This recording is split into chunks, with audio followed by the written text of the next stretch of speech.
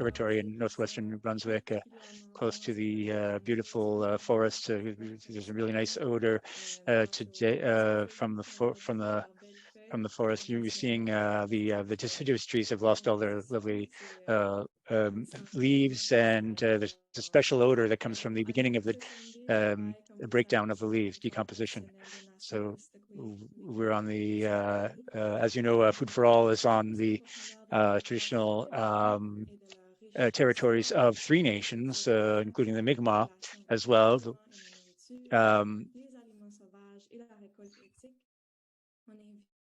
And so we are here today with Cecelia Brooks. She's a member of the Wolastoqiyik Nation, and she comes from a mixed Indigenous family. She has gone to the Indigenous communities of New Brunswick for her knowledge of plants. She was born in Korea and was raised in Germany. Her father was a soldier in the American Army, and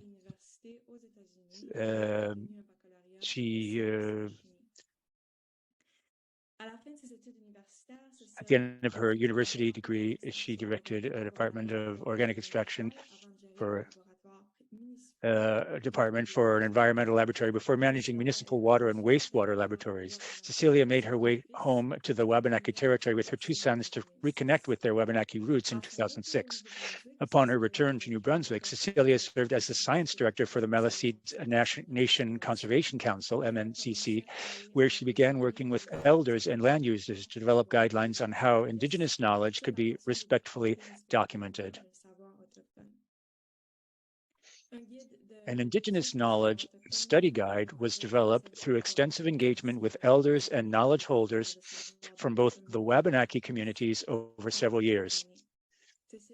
Cecelia completed numerous IK studies as the Director of Research and Indigenous Knowledge with Mi'kma'wil Tublu-Jahan until early in 2019. Cecelia is a practitioner of Etua Munk, 2-eyed seeing, as she is also a land user, knowledge holder, and an avid food and medicinal plant harvester. Cecelia applies her knowledge of organic extraction methods with her knowledge of plants to create plant extracts that are used to infuse into a full line of body care products incorporating plant extracts from the local landscape. That's a good idea for community food action in case anybody wants to do that. She applies her entrepreneurial skills to her family-run non-timber forest product company, Soulflower Herbals, where they work together to harvest, extract, and produce plant-based wellness products using extracts from Wabanaki forests. Soulflower Herbals has been at the Fredericton Boyce Farmers Market for more than 15 years. You may know that. Cecelia applies the best of her plant knowledge to make products that are sustainable, effective, and connect the user to the land around them. Local and sustainable are key considerations when Cecelia is formulating each of her products. She is also co-owner of Wabanaki Tree Spirit Tours and Events, which you've already which she'll be talking about, where she partners with her naturalist son, Anthony. Together, they work in tandem as they guide people on medicine walks through the local old growth forest, balancing science with lessons taught from Wabanaki culture and history. These teachings are to create connections between people and the Wabanaki landscape. Wabanaki Tree Spirit Tours was created to build public awareness about the ecosystem of their Wabanaki homeland. Their ambition is to share Wabanaki culture and history in order to build bridges between mainstream Canadian society and the Indigenous communities. Their mission is to contribute to the ongoing reconciliation process currently underway in Canada and to create a more harmonious world. Cecelia Brooks has served as the water grandmother with the Canadian Rivers Institute at UNB since 2010 and currently teaches Indigenous perspectives in the Department of Forestry and Environmental Management and Wabanaki worldviews through the Mi'kmaq Wolastoqiyik Center at the University of New Brunswick. She is also the Indigenous Foodways instructor at the Hayes Teaching Farming, the regenerative farming certification program. Food has always been Cecelia's passion as the gateway to connecting people. So, without further ado, I will now give the floor to Cecelia Brooks, who we have the honor of being our guest speaker today. Okay. I can't see the slides. Will the slide come up? Yeah, it should be just a few seconds. Here we go. Hello, everyone. I want to welcome you to the unceded and unsurrendered territory of the Wabanaki people here in the east of Turtle Island. Next slide, please.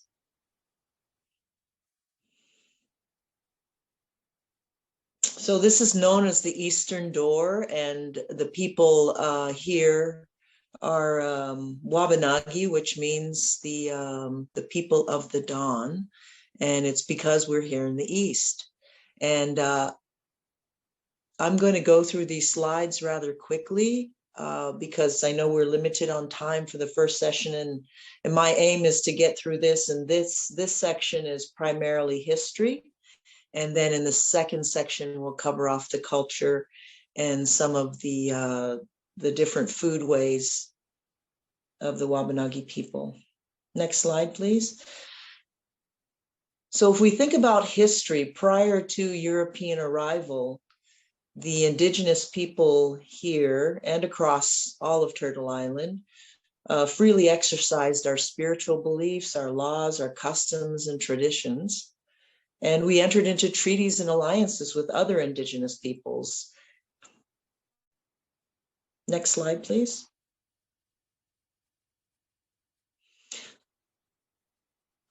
I love this drawing here because it really depicts the whole concept of Turtle Island here. And it was inhabited by millions of indigenous people. I think the most recent estimate, I know it's a broad estimate, but I think it was somewhere between 500 and 100 million people inhabited the lands here. So it was not open, or what they call free land where it was unsettled. It was quite settled. And so Christopher Columbus, 1492, was commissioned to find a passage, and he quite accidentally bumped into the Bahamas. Next slide. And in the 1530s, Jacques Cartier was also commissioned, and he did basically the same thing, but he found his way into the Bay Chaleur, where he met the Mi'kmaq. And when he arrived there, the Mi'kmaq approached the ships with holding up furs, holding them up, ready to trade. And the reason they did that is because the French and the Italians or Spanish were not the first to come here. The Nordic were here way before them. And so this began the relationship with the Wabanaki people here. And when they arrived, I don't know how many of you know about what happened, the hardships that Jacques Cartier and his crew experienced when they arrived, but some got very sick. By December, many were dying from scurvy. And the scurvy was eventually cured by native medicine. It was some of the evergreen trees, and you can see here in the slide, the next slide, you can see the journal article that talks about the different kinds of evergreen trees that may have been used to treat the disease. Next slide. The indigenous people also taught the French settlers to to plant companion plants such as the Three Sisters. And so you have the corn growing upright, the beans would climb the corn, and then the squash would cover the ground as a natural mulch. Next slide.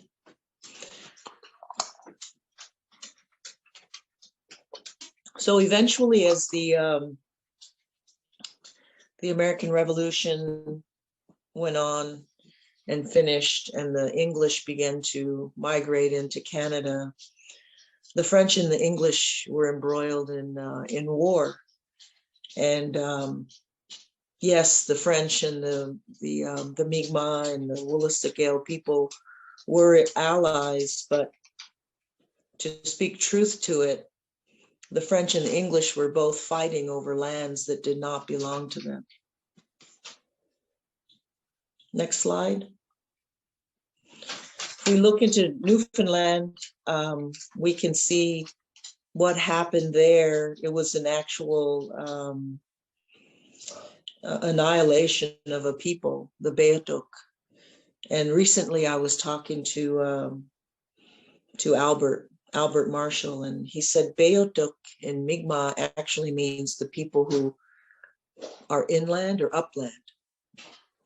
So next slide, you can see an illustration of Shaunadithit, who was the last living Beothuk, who died in 1890 or 1872 from tuberculosis.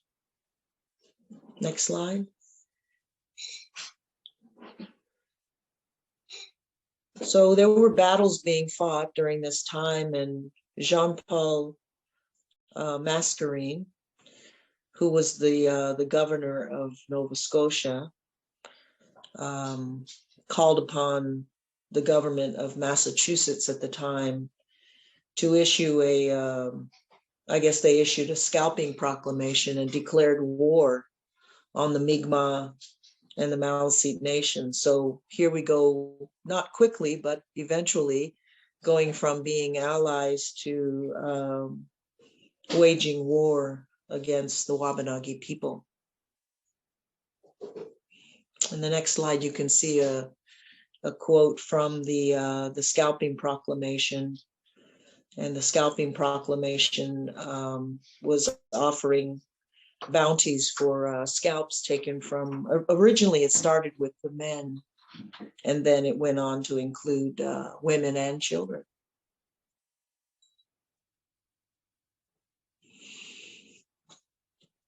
Next slide. Here you see I stole that picture from CBC, and we have a statue being removed, and Governor Edward Cornwallis, and I know many people, especially non-Indigenous people, were wondering why the Indigenous people here weren't in favor of honoring this individual, and there's reasons. It's because the true history is that this individual was the one that extended the scalping to all the Mi'kmaq men, women, and children in an attempt to drive them out of Nova Scotia. Next slide. There was a lot of lives lost during all those battles, but some of the worst losses occurred because the Indigenous people did not have an immunity to the diseases that were brought here by the Europeans, things like measles, the influenza, chickenpox, smallpox, typhus, and of course tuberculosis and syphilis. And so this smallpox outbreaks would literally kill off half or whole villages at a time. Next slide. And to add insult to injury, they were actually inoculating blankets and gifting them to the Indigenous people to ensure that they were being killed off. So here you can see 500 to 100 million people quickly being decimated over the period of a few hundred years.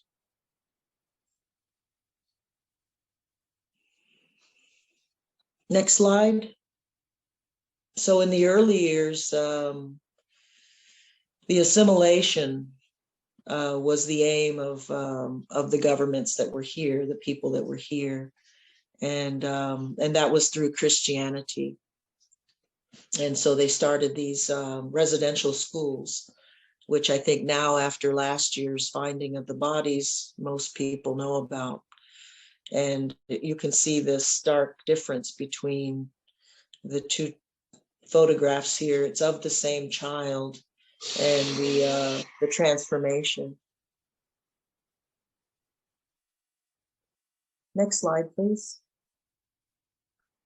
So disenfranchisement was something that was happening to the Indigenous people based on the British Gradual Civilization Act, as if we weren't civilized.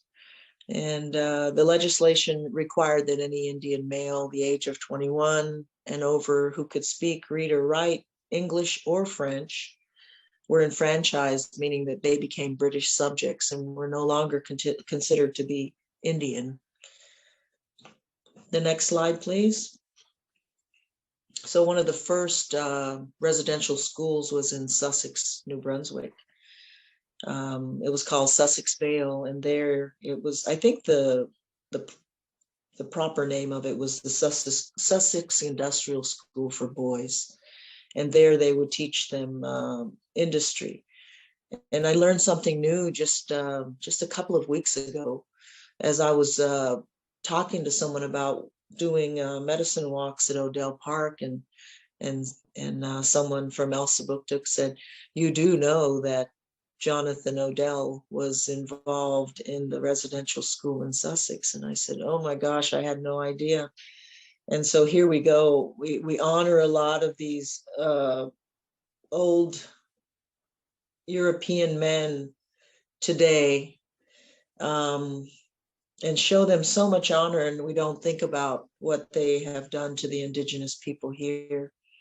He was actually, Odell was on the board of directors for the residential school. Next slide, please. So in 1876, the Indian Act was established.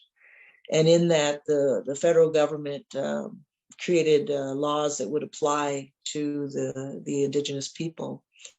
And it did things like define who was an Indian and other legal rights. I think one of the ones that are really disconcerting is that under the Indian Act, if an Indigenous person does not have a will, then all their property goes to the Indian Affairs, and then they decide how it will be distributed. Next slide, please. And it's just a little quote from the report from the Department of Indian Affairs in 1883, and it's just stating that they intend to separate the children from their protectors, from the parents, and that through this process of removing them from their protectors, that they could sort of, reform these children into, upstanding citizens and contributors to society, as if we did not. Next slide. There's a public execution of Louis Riel where children were taken to observe this.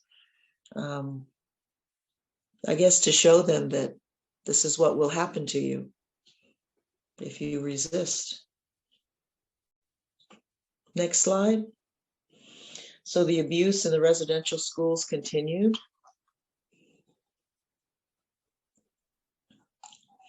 And even though there were many complaints, not much was done about it.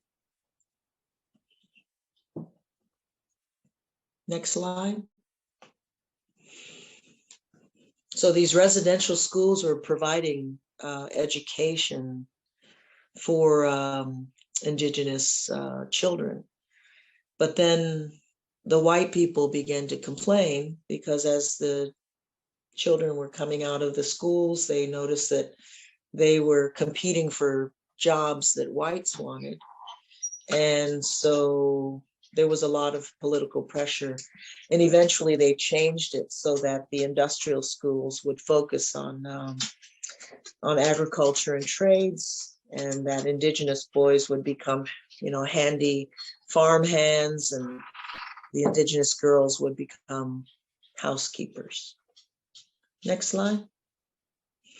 And of course, as we know, thousands died through abuse, direct abuse. Some were just beaten to death. Some were malnourished.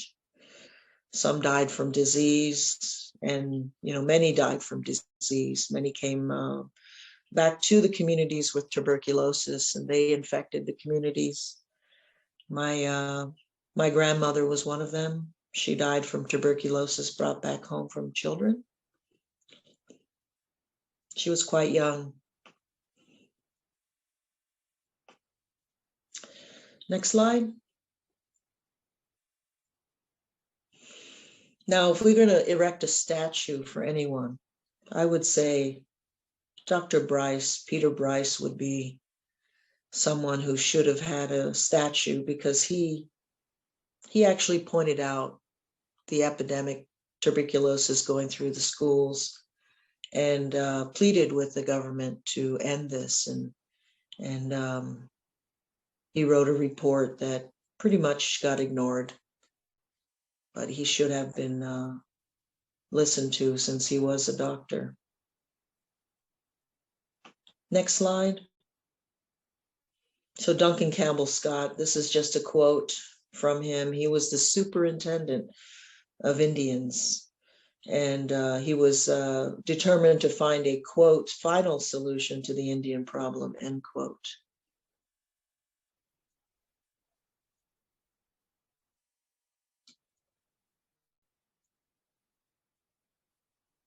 Next slide. So these were desperate times, and children being separated from their families, their parents, their grandparents. And it was a real struggle. And many, as I said, died, and out of despair, some of them took their own lives. Next slide. So this here, many tried to escape. They ran away, only to be returned by the RCMP. They would get them if they were alive. And I don't know if any of you have seen the Secret Path. It was by Gord Downey, and it was an animation of a young boy who escaped and did not survive. And that's just one story of thousands.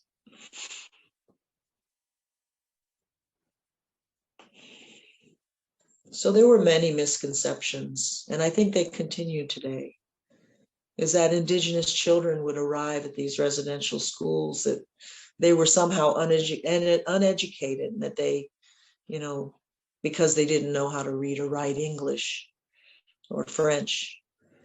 And so the truth is that they received a very good education from their parents and their family members that would enable them to thrive in their own Indigenous society. And so the children would learn from members of their community, their traditions, their ceremonies, and also, to those teachings were to develop their physical, mental, emotional, and their spiritual side. And today, I know that we have an education system that either teaches you, not either, but probably both. It teaches us how to train our minds to work, or train our hands to do work, but it has nothing for our emotional, mental, or spiritual upbringing. And I know it probably has something to do with not having religion into schools, but you're only part human if you're not teaching and developing those other sides of the human being. And so in Indigenous education, there was a huge respect for the integrity and the sanctity of children.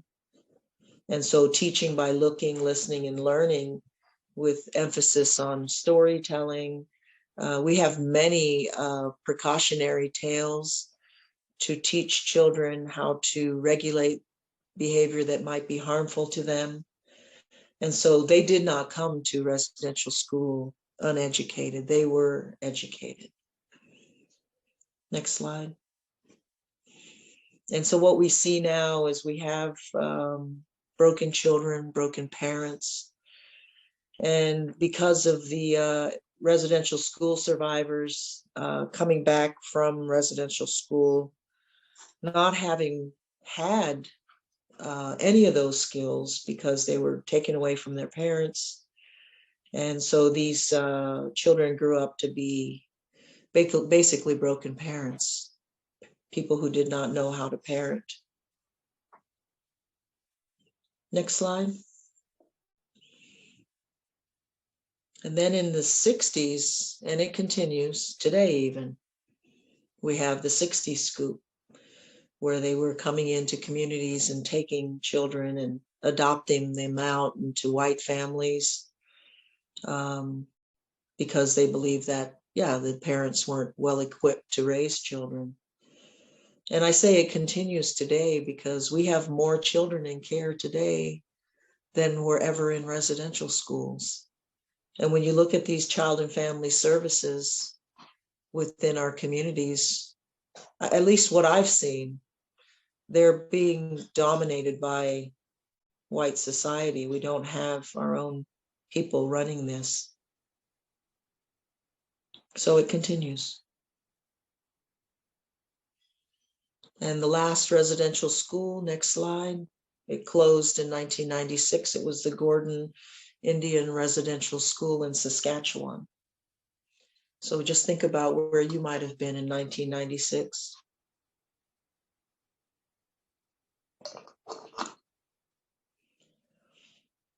When the civil rights movement started in the 1960s, there were amendments to the Indian Act that removed prohibitions that prevented us from our traditional ceremonies. We weren't allowed to dance or sing our songs or have any ceremonies. And so during the 60s and into the 70s, many of the Indigenous elders began to travel west to bring our ceremonies back. Because when the Europeans arrived here and the oppression began, that was one of many things that were taken away was our ability to do ceremonies. And this is a really nice picture of Maggie Paul. And she was involved in that. There were many elders in our communities who were involved in bringing our ceremonies back.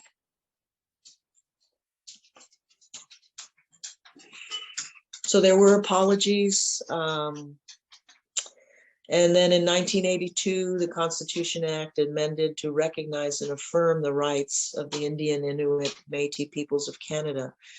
And I just want to talk about that just a little more because many Canadians don't understand that our rights are enshrined within the Constitution Act of 1982, and they are affirmed and reaffirmed by the Supreme Court of Canada. Our rights are in the Constitution Act in Section 35, and these treaty rights they're protected by the Constitution because Canada understands that these are the agreements that were made, but yet we still see a dishonoring of those treaties. And you hear a lot of land acknowledgements and you see people talking about those things more than usual, but it still continues as if, and we have a hostile premier now who refuses to see that he is violating his own constitution. Just wanted to point that out. Many people violate their own constitution. Next slide, please. So in the aftermath of Indian residential schools, the children, they went home, but many didn't make it home. You know, it's kind of odd if you think about it. I don't know of any schools today that have graveyards, unless it's a church school, maybe, I don't know. And maybe the church has a graveyard, but it's just really odd why you would need a graveyard at a school. And now we have to deal with the intergenerational trauma, because these unresolved feelings that cause this emotional trauma can lead to destructive behavior. And so we end up with, within our communities, we have substance abuse or addiction, some self-harm, PTSD, a lot of mental health issues. And this is something that as a community member, we deal with this on a daily basis. We live with people who have experienced this trauma. And probably everybody should be receiving some sort of vicarious trauma treatment. Next slide. So the intergenerational trauma survivors, you can read the definition here, but I would say that it's pretty much everyone who's living in the community or even outside the community, because just because you're not living on reserve doesn't mean you haven't experienced the intergenerational trauma. And so these dysfunctions that are within our communities perpetuate themselves. And we work very hard in our communities to dig out of this, to get out of this situation. Next slide. So after the residential schools were dissolved, they began to transition actually into day schools. So these day schools were put in within our communities, and the children were required to go and you know, attend school and learn the reading and writing and all those things that the churches were teaching.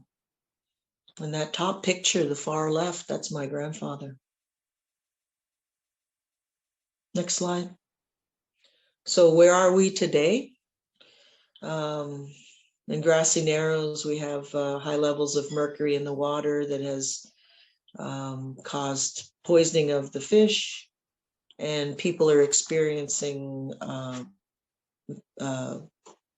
health issues because of the heavy metal contamination. Next slide.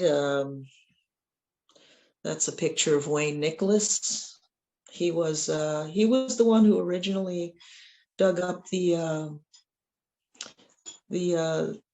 old treaties that showed, or the maps rather, that showed that the Tobic Reserve, the original reserve, encompassed all of Perth Andover, and in the end,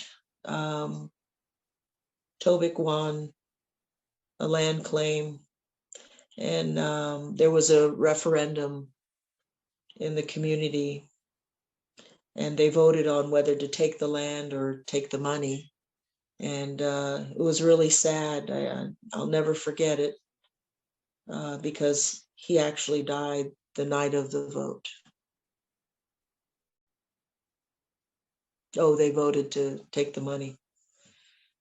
Next slide. This is just recently, in the last 5 years, 2017. Dr. Carter's office in Miramichi posted this. This was posted on the receptionist's desk, that Native patients were not to ask for tranquilizers or pain medications. And it's just a recent indicator of ongoing racism. Because if you're in pain, why wouldn't you want to have some pain relief? And why wouldn't you have a right to pain relief? And I think that if we go back to, can you go back to the last slide? So if we think about, the way that the medical system operates, they're a Native person presenting in the emergency room, because of our status that comes up from our health card, they immediately know that we're Native, and we don't get the same care. And I have some personal experience with that, and it's a shame that that's the way it is, but that is the way it is. I went into I had an aortic dissection. I don't know any of you are familiar with what that is, but they would not give me anything for pain until they got the toxicology report back. And I assured them, I said, I am not an addict. I do not take any drugs. I am in severe pain. And they wouldn't give me anything. 5 hours I sat in there. And it was excruciating pain until they got the toxicology report back. And that's just one experience. You can ask any of our community members. They all have a story of something that happened to them or their family members. And it still continues. Next slide. So if you look at this, you can see very clearly that there is a very high rate of suicides in Indigenous communities. It's the highest rate of suicides in Canada and in the world. Next slide. Elsipogtog, 2007. They were funded for a suicide hotline after there were numerous suicides and suicide attempts. And then a couple of years later, the federal government took the funding away because they said, oh, the suicides, we don't have that problem anymore. So they took it away. Next slide. So 28th of May in 2021, it was a wake-up call for all of Canada, because something that the residential school survivors had been talking about for many years from the beginning, that they were aware of children being buried, not just in the graveyard, but in other places along the or on the grounds of the residential school. And the first 215 unmarked graves were found. And it was a real wake-up call. And Canada finally said, oh, maybe we should listen. And people started listening. And now it's maybe, pardon me if I'm a little pessimistic, but maybe real change will happen, we hope. Because right now, as it stands, it's over 10,000 unmarked graves have been located so far. Next slide. And so we have this Truth and Reconciliation Commission, which was not the first attempt to fix this wrong.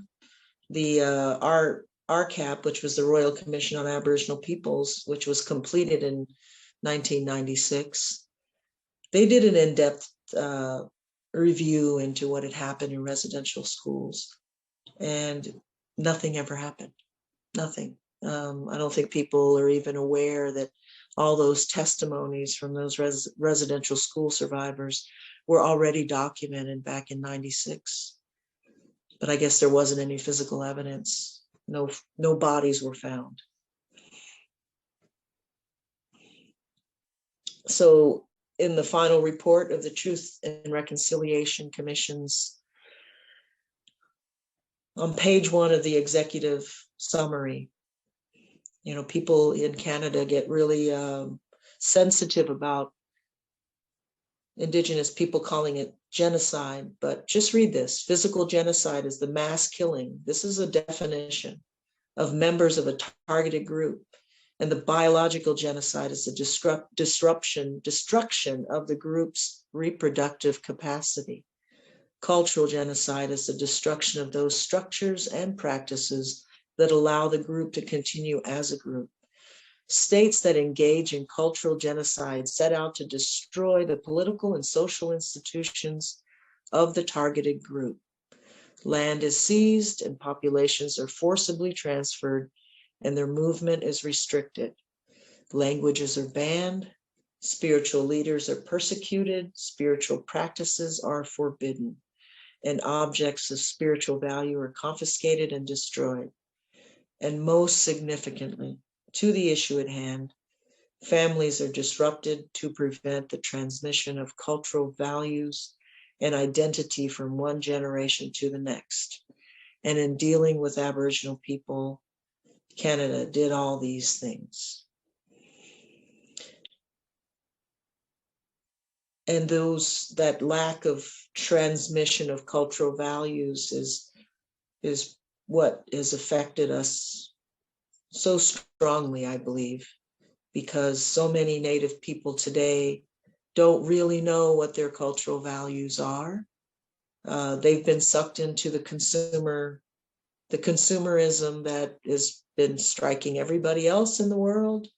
And I hope that we can regain that. And this is the end of the first part. I think we're going to take a 10-minute break. Is that right? That's right. Thank you so much for this first part of the session. We'll be back in 10 minutes. Take the time to eat, drink, take some deep breaths, and I'll let you know when we're back.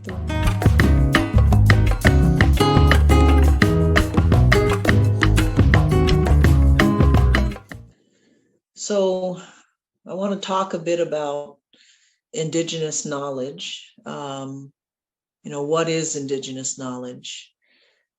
Many people ask that question, so I put together a definition here, and it's a living and it's an evolving body of knowledge that's scrutinized and tested, and this testing is in accordance with the techniques that are passed on to us from our ancestors, our elders, and our knowledge holders. And so we teach and we learn through our songs, our stories, our dances, visions, dreams, and our relationship with one another, and especially our lands. I want to talk about also the next slide, please, that there's some foundational concepts of Wabanagi culture. And one of them, I think many of you have heard through maybe through hearing our prayers when you've gone to an event where there might be an opening prayer. And in Mi'kmaq, we say Umsit Nohma, and Umsit Nohma means all my relations. And so when we talk about all my relations, we're not just talking about our grandparents and our cousins. We're talking about all living things, all plants, rocks, water, places, and that we understand that they have identity and personality and spirit.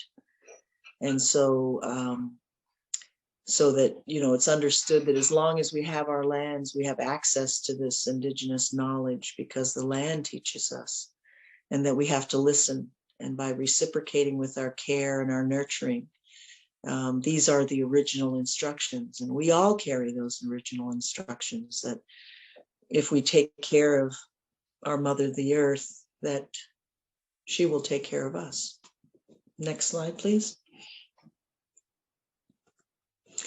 So to talk a little bit about the depth of our Indigenous knowledge, in 1753, scurvy, there was a lot of scurvy because there was a lot of colonization happening, and the British Navy was well known for traveling all around the world and colonizing the indigenous peoples. And so the scurvy prevention was discovered by a Scottish surgeon of the Royal Navy. And he published this paper here that the British sailors could eat citrus fruits to prevent scurvy. Now, keep in mind, this is 1753. Next slide, please. So a little over 200 years prior to that, when Jacques Cartier, remember in my last presentation, Jacques Cartier arrived here, and many were sick. In his journal, I believe it was December 4th or December 10th, the ship was frozen in the bay, and several of his crew members had died from scurvy. And one of his key sailors was very sick as well, and he said said to Jacques Cartier, "I'm leaving. I'm going to go out to the village. Maybe the natives can help me." And Jacques Cartier wrote in his diary that he thought this would certainly be the last time that he saw this man alive. And about a week later, he was standing on the deck of the ship, and he saw somebody walking towards the ship. And he said, "I swear that must be him, but that can't be him because he should have been dead. Everybody else who got that sick died." And so when the crew member got back on the ship, he said, "What did you learn? You're obviously well now." And he said, "Yeah, the natives gave me some kind of tea. And by the third day, I began to feel better. I was able to eat again, and now I'm fully recovered." And so here it was about 200 and so years prior to James Lind writing the paper, the indigenous people, without laboratories, without modern science as we know it, was able to treat this scurvy. Next slide, please. And some of our indigenous knowledge, it goes back to our creation stories, and one of the creation stories was the creation of the Wooloostook. And there was an anthropologist who was an American who was living here part-time and doing a lot of documenting of the culture and practices of the Wabanagi people. And he was talking to this gentleman here that's in the picture, and asked him, you call yourself Wooloostook, and you say that means that you're people of the beautiful, bountiful river. Can you tell me more about that? And this is Gabe Paul, and Gabe Paul said, "Yeah, of course." He said, "We have a creation story about the Wooloostook because our ancestors passed this along to us." And you can actually read his story online if you just Google Gabe Paul, but I'm going to tell you a little shortened version of it. And it goes like this, like many stories go. Long, long time ago, there was no water in this area. And so the people sent messengers up north, south, east, and west, not messengers, but runners to go find water. And the runner who went north came back and said, "I found water, but there's a big giant monster frog holding back all the water in the world, and he won't let go of it. So we need help." And so the leadership said, "Let's call Glooscap. Some people call him Glooscap." So they called upon Glooscap, and Glooscap came, and he said, "Okay, let me go see what I can do. I'll go talk to this monster frog." The frog's name was Aglaben. And so the frog, he went up, talked to the frog, and the frog said, "No, I'm not letting go of the water. I need it for myself because I'm a very large frog." And so Glooscap said, "Well, I don't have time for this nonsense. You need to let go of the water." So he looked around, and he found the biggest tree he could find. And he pushed and pushed and pushed. And the tree came down, hit the frog in the head, and the frog released the water, and the Woollastic was created. So the first time I told this story, I was addressing the science directors at the Canadian Rivers Institute. And when I finished telling this story, the director at the time said, "I'm going to send you a paper. I think you'll find it really interesting." And you can go to the next slide. And he sent me this paper. And it was the lake glacial impacts and dispersal and colonization in Atlantic Canada and Maine by freshwater fishes. So he's a fish biologist, and he was trying to figure out where the fish came from. And as most scientists, he had a hypothesis. He thought that they must have come from the south, and he needed to find the area where there would have been a debris dam that was holding back the water. And the debris dam would have been created by the receding glaciers. And so in this paper, he did find it, and it was the same place where the frog was sitting, which is where Grand Falls is now in New Brunswick. And he went a little further with it with the science, and using the stable isotopes in nature, he demonstrated that this debris dam had begun to breach about 18,000 years ago. And it took about 7,000 years before the dam completely breached. And that was how the Woollastic was created. And that was how the freshwater fishes entered into this region, because we only have about 67 different species of freshwater fishes, whereas down in the south, there are over 200 species of fish. Next slide, please. So when we talk about the importance of relationships in our culture, we talk about how important it is to maintain our relationship with our mother, the earth.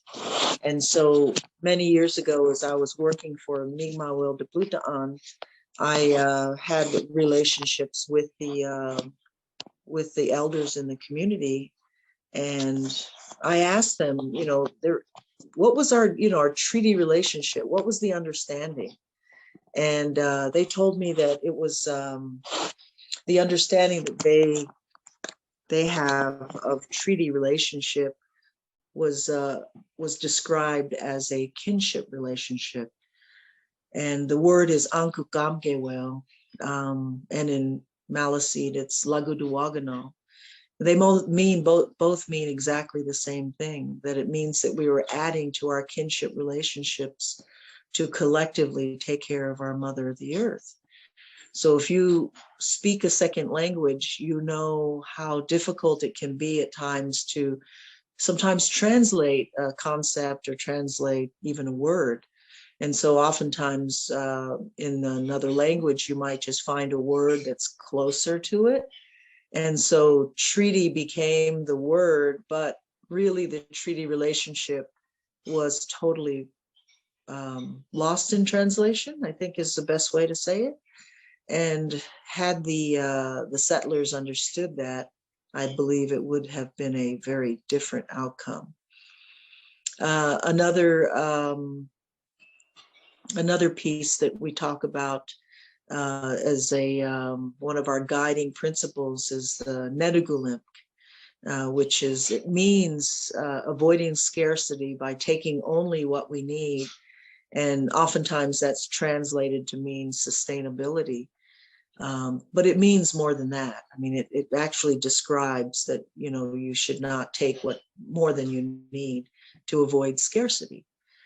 And so earlier I talked about how we transmitted our knowledge and shared our values too through our songs and dances. And, when you go to powwow, those of you who've had the opportunity to go to a powwow, in Western society, dancing, I think, is more of a mating ritual. You go and you dance, you that's how you mate or find your mates, is to dance with them. And oftentimes our dances and our songs are they're actually prayers. They're prayers for our communities, and they're prayers for our relations, all of our plant and animal relations. And so we have a song in the Mi'kmaq. We have an honor song, and that phrase there, Wejiskaliadiek, get me den emanage dan Wedabek Sultig, is exactly that, is that we sprouted from this land and that we must respect our ancestral roots. And what we mean by that is that we have been given the responsibility of being the stewards of these lands by our Creator, and that we are compelled to fulfill that commitment. And those are the original instructions. Next slide. Recently, I think it was last year, there was a Woollistic title claim, and it was in the news. And I know that our premier, our hostile Premier Higgs, said on the news that watch out, those of you with private land, that the Woollistic are making claim to private lands as well. And I really love the fact that the second chief to the right there, Tricia Bernard, she very clearly rebutted in the news that we are not after private land, because we know too well what it feels like to be displaced. And so this is an important piece that I think, when she also pointed out that with the title claim, someone asked, why are you not making a land claim? And she said, because with title claim, then somebody can speak for the trees. And it reminded me of, Lorax, right? So next slide, please. So we look at the Great Law of Peace, which, if you look back at the history of the Wabanagi Confederacy, prior to the Wabanagi Confederacy, the Woollistic, the Passamaquoddy, the Mi'kmaq were actually a part of the Iroquois Confederacy. And that happened because the Iroquois many times tried to take control of our lands. And in the end, they realized that it was better to make allies out of us rather than be our enemy. And so there was a council fire in Ganawagi, and I think that happened for a few years, where our delegates would go to those meetings, and then eventually they broke off that relationship and formed the Wabanagi Confederacy. Next slide, please. I think it's well, let's go to the next presentation. Let's see here. Reclamation, the food sovereignty one.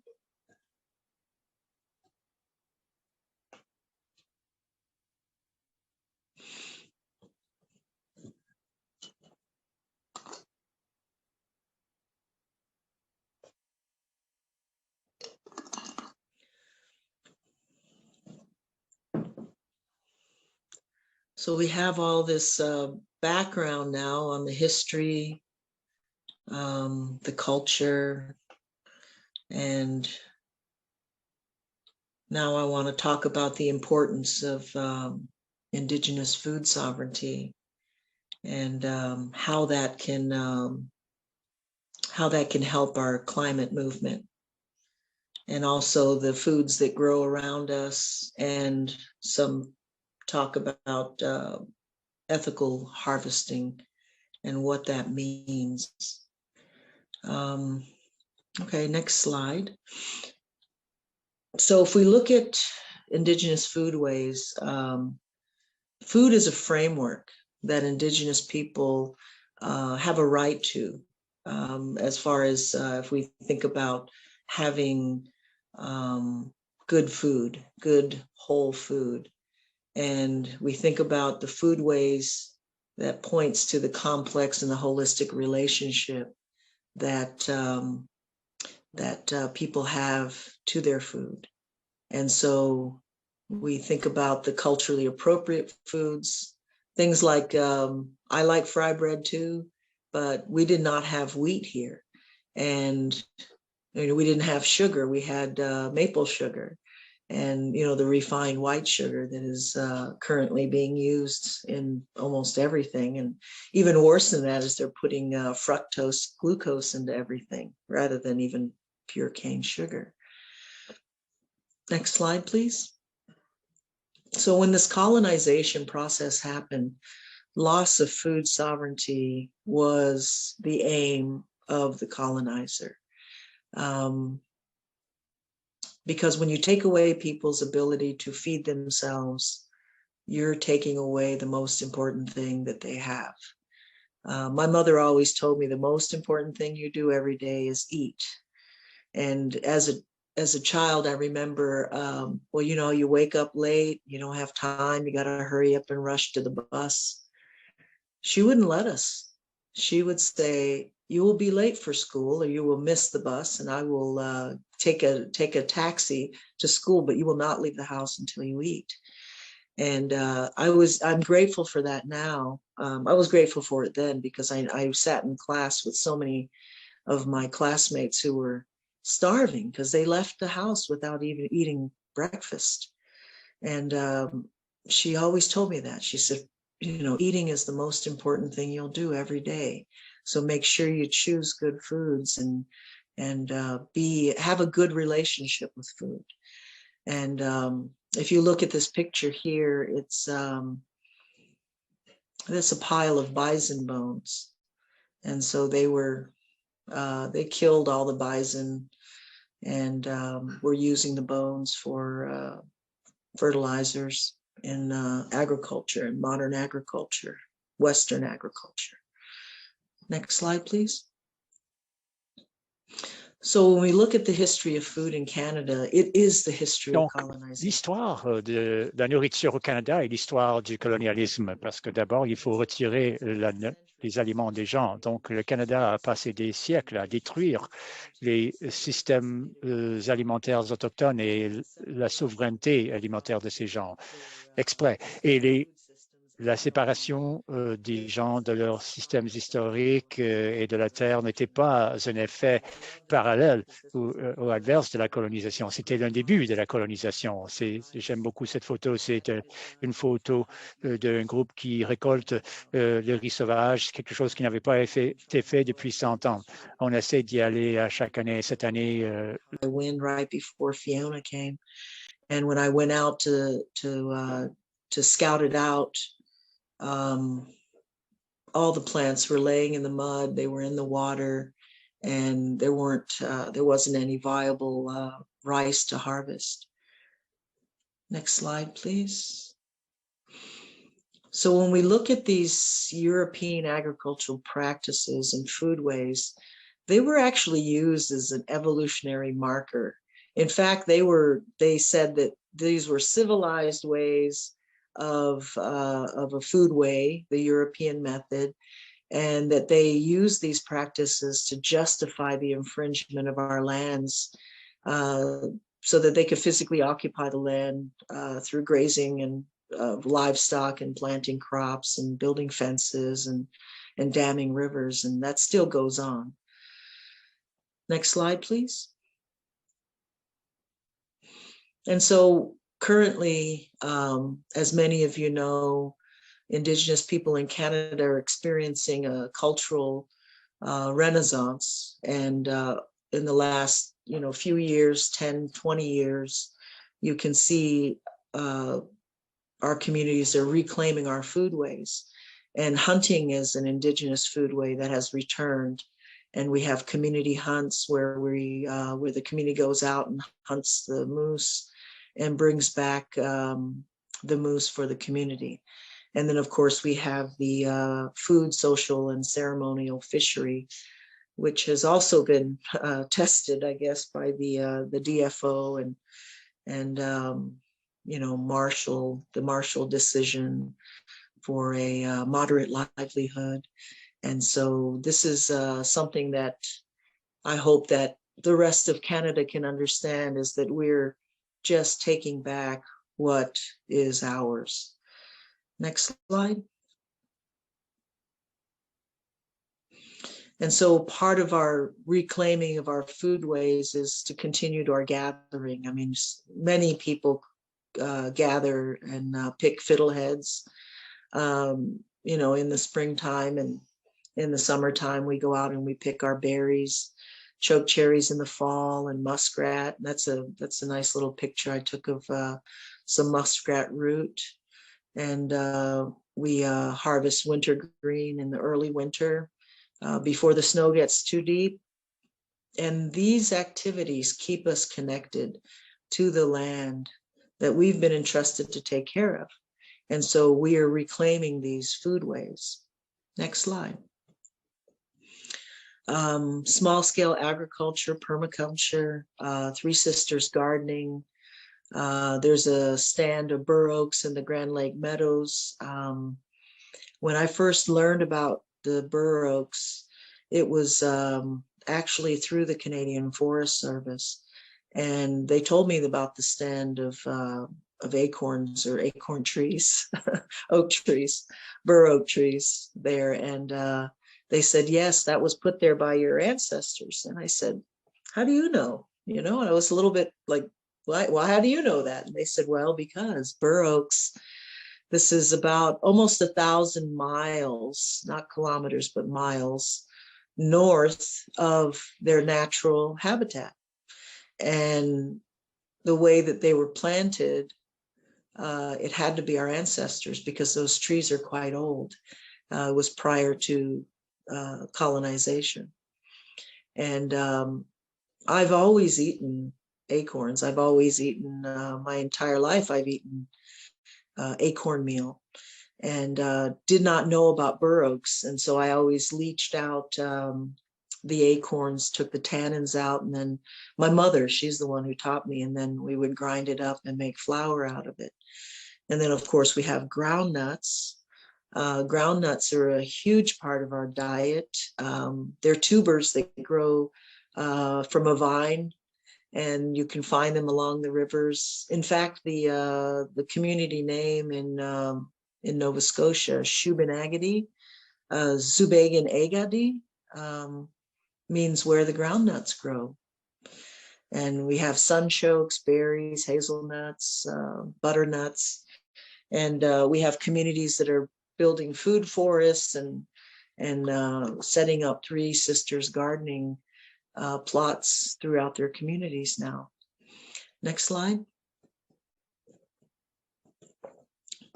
And this change back to our diet is really critical.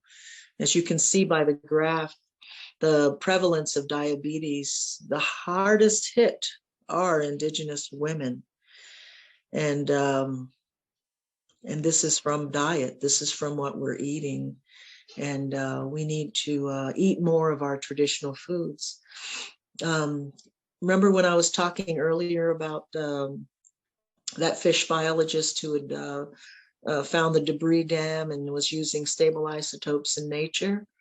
Well, these stable isotopes in nature can also determine what we've been eating. And the reason it can do that is that those foods that we eat, we have genetic markers in our DNA for those foods.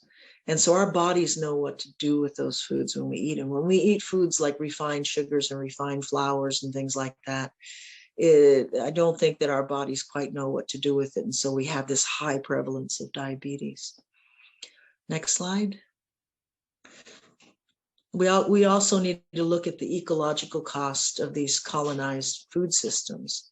And you can look at that graph and see that, the methane is a powerful greenhouse gas. It's more powerful than carbon dioxide.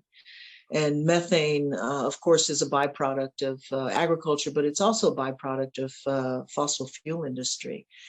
And so we look at food, and you look at these large feedlots. I don't know if you've ever watched those videos on YouTube, but it's horrific how those animals are treated.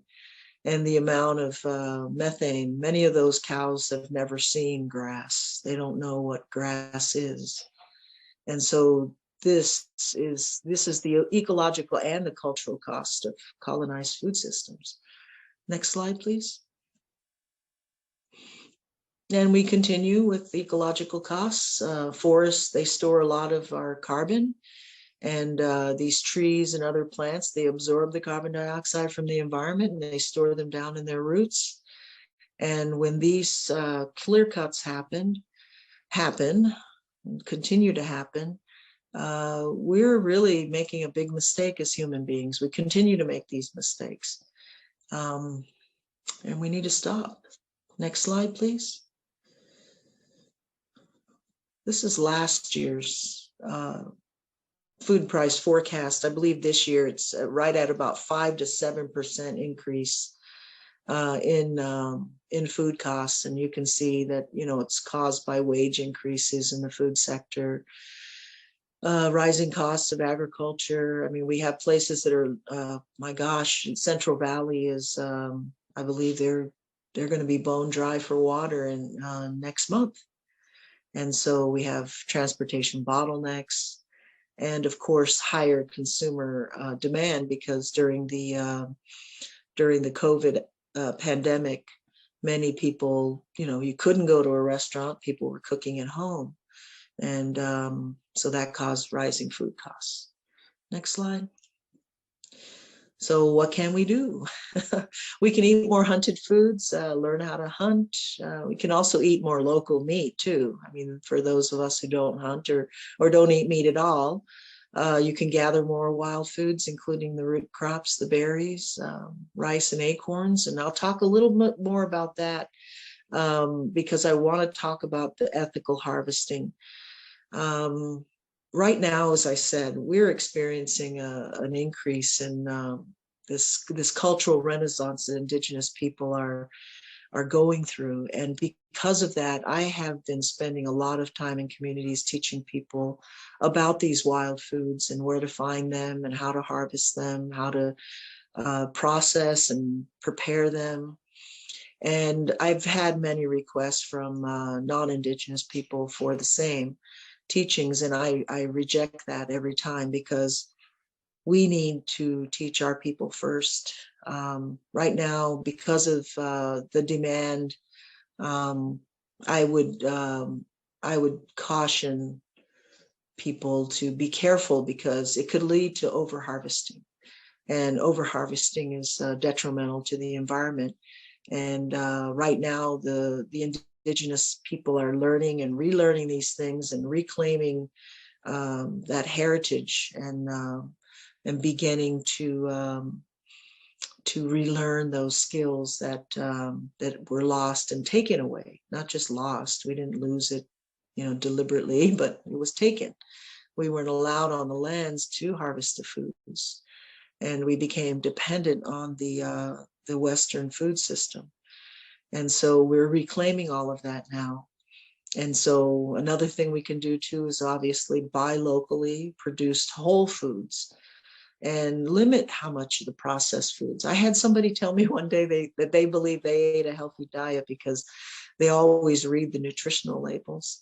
And I said, well, you're still not eating very healthy then, because whole food doesn't have labels on it. And they were like, ooh, I never thought of it that way. And I said, no apple will have a nutritional label, or, a turnip or a butternut squash or whatever. So buying locally is really important. And of course, growing your own food. Some people don't have the ability because they may not live in a situation, but anybody can grow a tomato plant, I think, even in a pot.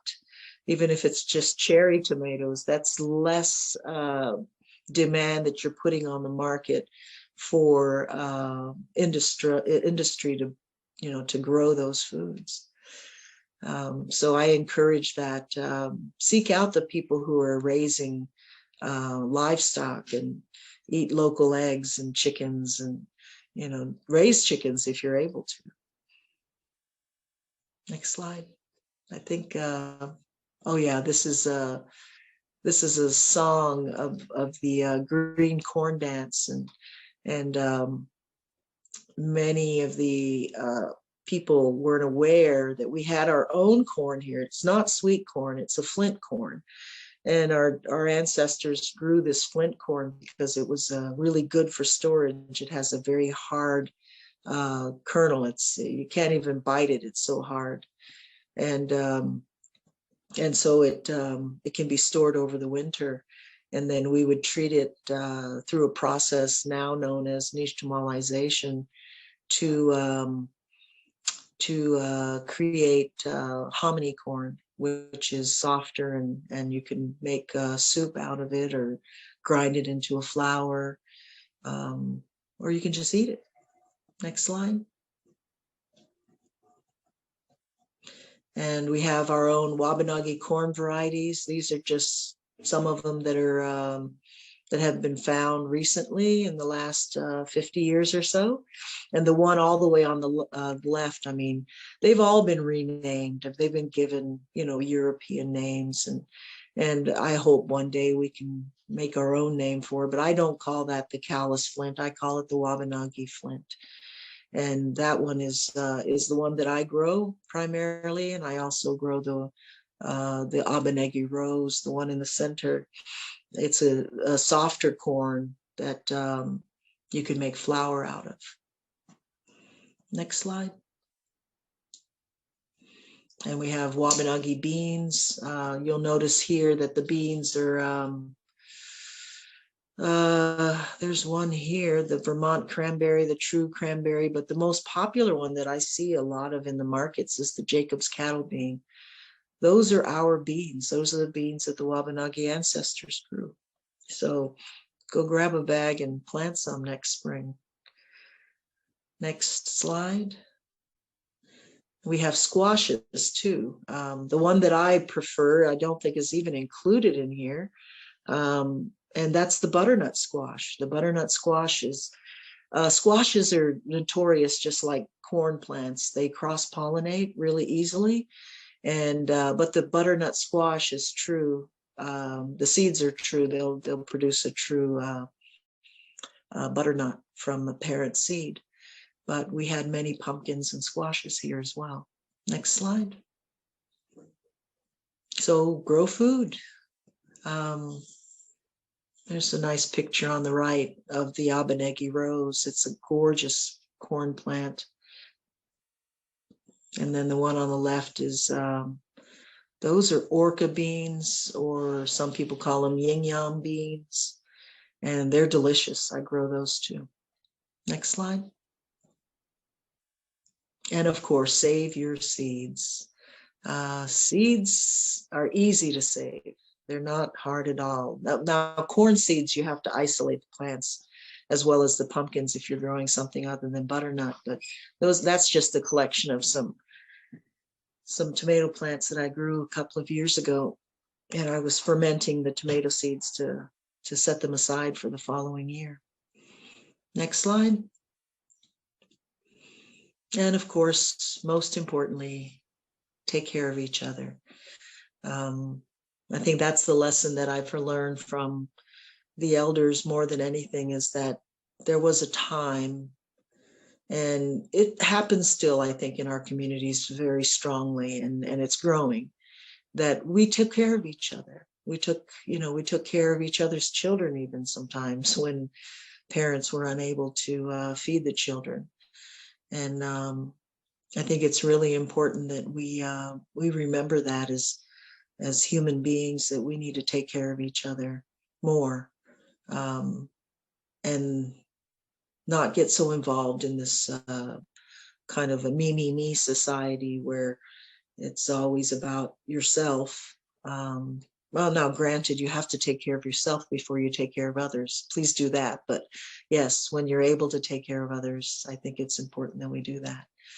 So, Waliwin, Akwelalio, and that is the end of my presentation. And I think we're going to take some questions if there are any. Yes. Wow. I mean, thank you so much, Cecelia. That was incredible. We do have time for questions. We have about 10 minutes, so please feel free to ask in the chat, and then I'll translate it if needed. It was really deeply moving knowledge you shared with us, and it's really an honor to have you share, and I think this will be really vital for our future community food actions, to bring that dimension in all of our work. So thank you, truly. You're very welcome. Don't hesitate with your questions.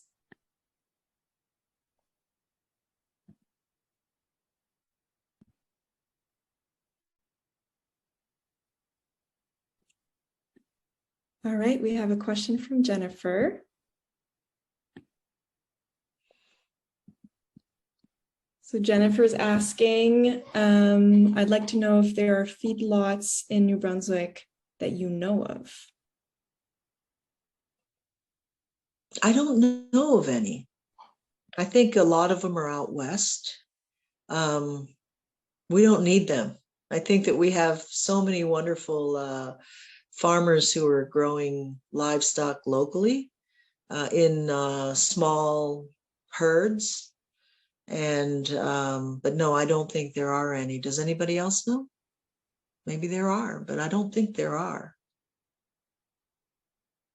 What's really sad is the in Brazil, right? Because they're burning the Amazon down to raise cattle, and I would be cautious too in the stores when you ask them, where do you get your meat? Where do you source your meat? Because countries like Brazil, they have been exporting their meat into North America because North America has such a hunger for meat. And, just to touch on that a little bit, is that there's a misconception too about indigenous food, is that, and I've seen hunters have this bumper sticker say vegetarian is a word for bad hunter. Well, truly, indigenous people, the bulk of their protein came from nuts and beans, not from meat. Meat was a luxury. Meat was something that we had, occasionally, not something that was eaten on a daily basis.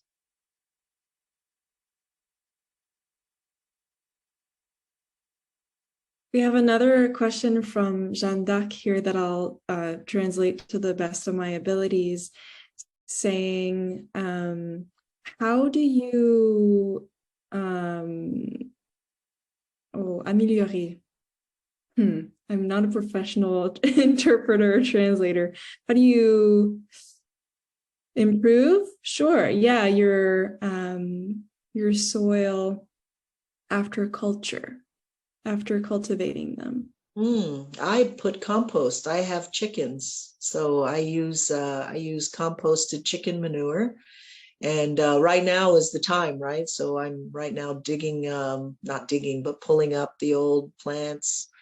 And then I'll put a top dressing of composted manure on top. I know that there's a lot of talk about people, the ancestors would bury fish with the corn when they would build the mounds. And you can do that too. Not the whole fish. I would use just the pieces that you're not eating, like the guts and the scales and the, maybe the head, if you're not going to use it for a soup broth. So yeah, those things, that organic matter that needs to go back in. Right.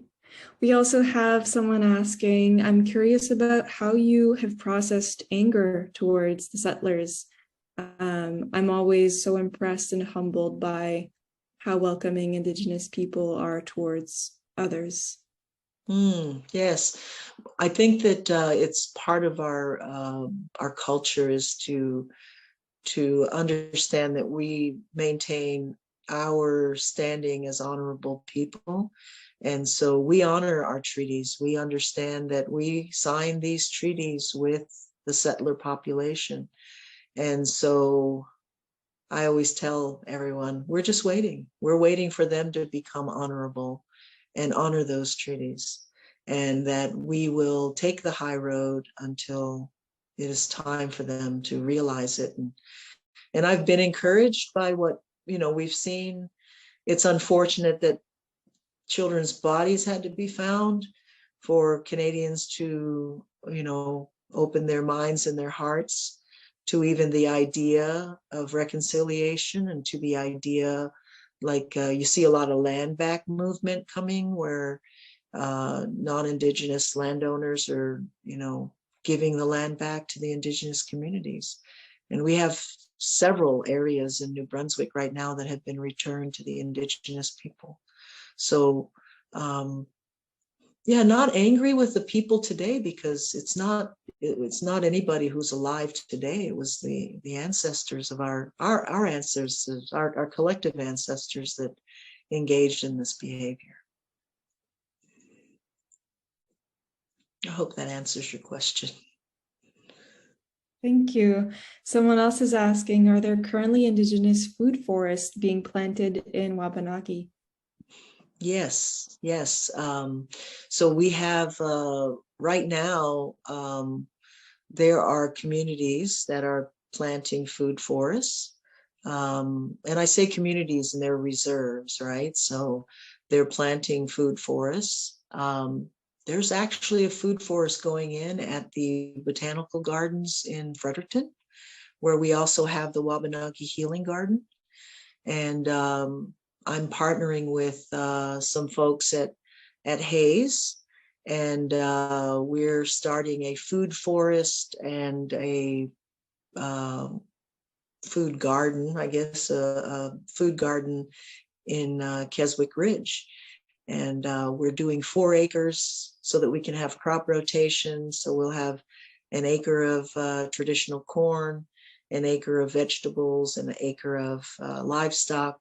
And then the 4th one would is going to be for rotation. And then we're going to have the food forest going around the perimeter and in between the 4 acres. So it's going to be divided into quadrant, sort of like a medicine wheel. Amazing. We have another question asking, are there seed companies that sell some of the traditional varieties mentioned, or any seed savers that share? Yes, there are companies that sell them. I'll say this as delicately as possible, but I do wish that they would acknowledge that they are our seeds. There's only one company that I know that not only acknowledges that that the seeds come from Indigenous communities, actually set up a fund and give back to the communities when they sell these seeds. And that company is in the US, in Maine. It's called Fedco, Fedco. And when you go on their website, you will see Indigenous seeds there of the local communities, as well as seeds that can possibly be from further away. But they acknowledge it, and it is beautiful. I'm just impressed with the way that company has gone about doing that.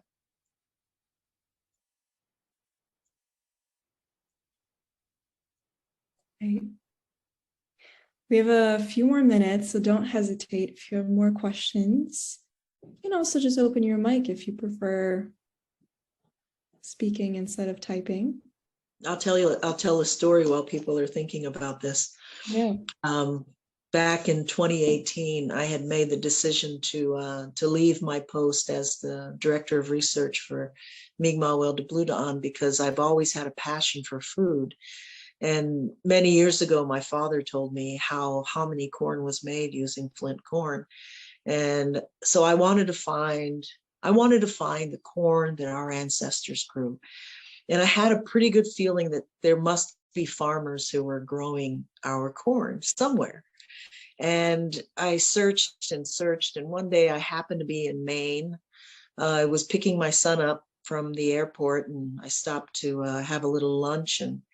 And so I started kind of just on my phone, just looking up, see if anybody in Maine had saved any of those seeds. And I came across a farmer who had, there was an article about him and how he was growing the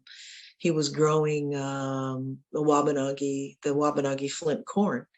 And so I looked him up on, I guess online, found his phone number, and I called.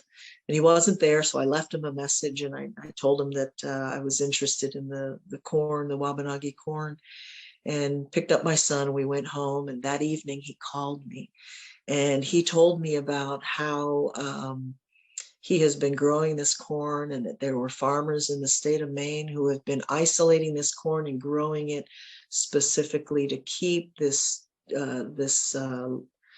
heirloom corn alive.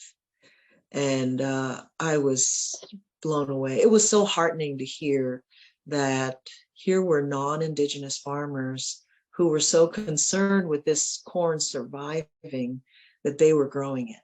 And one of the farmers that I ended up meeting through a cornference, it was so cute. He said, "Will you come to our cornference?" And I said, "Yes, I'll come to your conference." And I met the farmer who was he was actually doing the seed growing for Fedco, for the Wabanagi flint. And in the end, I ended up becoming friends with him. He gave me a bunch of seed, and that's how I started my corn patches with his seed. Amazing, not too far away. Oh, no, not at all. And then it was interesting too that the largest group of people growing the most of our corn are the Somali refugees who are living in the state of Maine, because they said that the Wabanagi flint corn was closest to the corn that they grew back home. Wow. We have another question that popped in the chat asking, do you have any recipe books you would recommend for traditional Indigenous recipes or cooking? Ooh,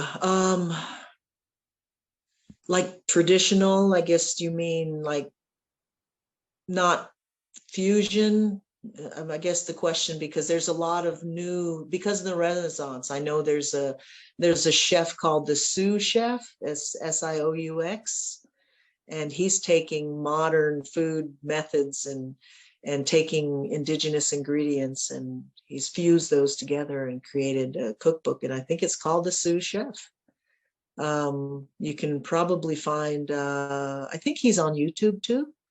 And so you can see some of the ways that he cooks things.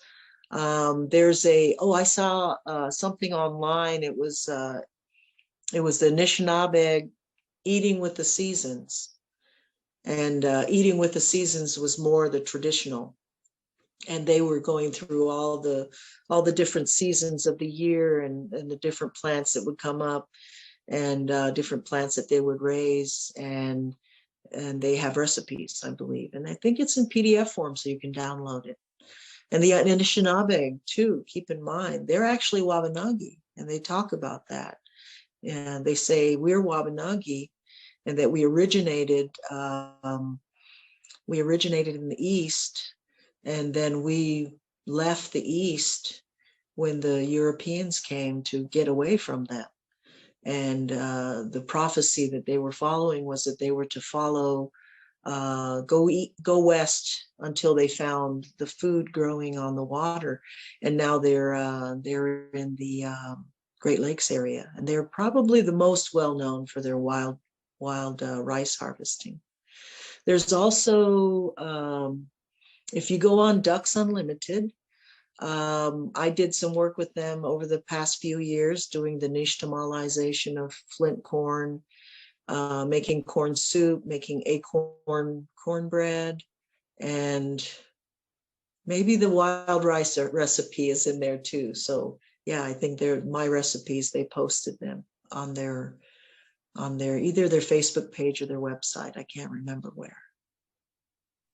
Thank you. We've taken note of those, and we'll try and get as many of those links and recommendations in our mailing that we'll send out at the end of this week. So that way we can help each other out with keeping those resources. Yes, and I would like to put this out to the people who are listening, is that if your family was involved in farming and you have grown a variety of, food like corn, beans, or squash, and you still have those seeds, I would be interested in getting samples of those seeds, because I'm a seed keeper and I save the seeds and I grow them out and share them out with the community. So I would appreciate that. Or if you know anybody, I would appreciate it very much to have those seeds come back to our communities. Lovely. I think we have time for one last question. It might be a big one, so you choose how much you want to expand on it. But someone is saying, I'd love to hear about how the Indigenous people welcomed and helped the Acadians and how different the relationships were with the Acadians compared to the English settlers. This person is saying, I grew up in New Brunswick, but this part of our history wasn't taught in schools. Yes. Okay. First, I will start with what I have learned from the elders about Acadians. So when I meet Acadian people, I always ask them if they know where that name comes from. What makes an Acadian? I mean, what is an Acadian? And I've heard different things. People say, oh, it's a word from the mountain or something else. But the Mi'kmaq elders told me that Agadi, the word Agadi means the place of or from. So like earlier when I was talking about Subegan Agadi, aka Shubenagadi, it means the place where the groundnuts grow.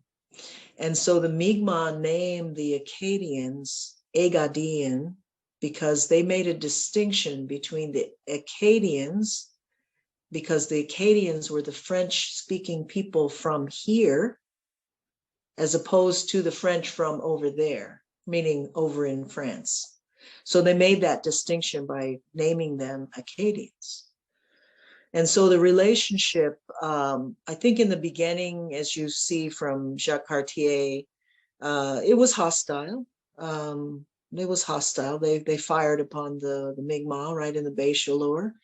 And but then as the British came in and during the expulsion, there was a lot of relationships that were formed between, and prior to that even, because that was the purpose of bringing in so many of the French men in, was that they wanted them to marry the native women. So a lot of the Acadians married in, or I should say French, and then they became Acadian later.